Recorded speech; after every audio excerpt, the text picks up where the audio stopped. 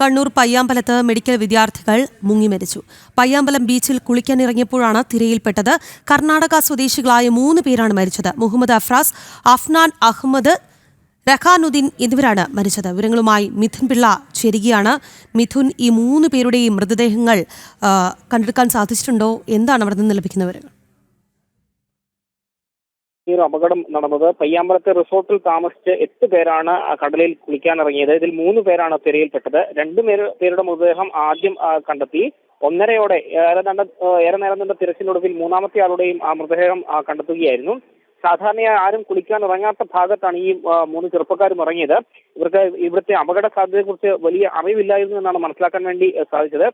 2 പേരെ ആദ്യം നാട്ടുകാരും അതുപോലെ തന്നെ പ്രദേശത്തുണ്ടായിരുന്ന മത്സ്യത്തൊഴിലാളികളും ഒക്കെ ചേർന്നാണ് രക്ഷപ്പെടുത്തിയത്. അവരെ കരയിലേക്ക് എടുക്കുമ്പോൾ തന്നെ അവരുടെ ആരോഗ്യനില അതീവ ഗുരുതരമാണ് ഉണ്ടായത്. ആശുപത്രിയിലേക്ക് മാറ്റുന്നതിനിടെ അവർ മരണപ്പെടുകയും ചെയ്തു. മാത്രമല്ല, ഈ ഒരു പ്രദേശം എന്ന് പറയുന്നത് കുറച്ച് അപകട മേഖലയാണ്. സാധാരണഗതി ഇവിടെ കുളിക്കാനെത്തുന്ന ആളുകളെ നാട്ടുകാർ തന്നെ പറഞ്ഞ് പിന്തിരിപ്പിക്കാറാണ് ഉള്ളത്. ഈ ചെറുപ്പക്കാർക്ക് അതേക്കുറിച്ച് ധാരണയില്ലാതിരുന്നതാണ് ഈ അപകടം വലുതാക്കാൻ ഒരു കാരണമായി. ശരി മിഥുൻ, കണ്ണൂർ പയ്യാമ്പലത്ത് മെഡിക്കൽ വിദ്യാർത്ഥികൾ മുങ്ങി മരിച്ചു. പയ്യാമ്പലം ബീച്ചിൽ കുളിക്കാൻ ഇറങ്ങിയവരാണ് തിരയിൽപ്പെട്ടത്. കർണാടക സ്വദേശികളാണ് മരിച്ച 3 പേർ.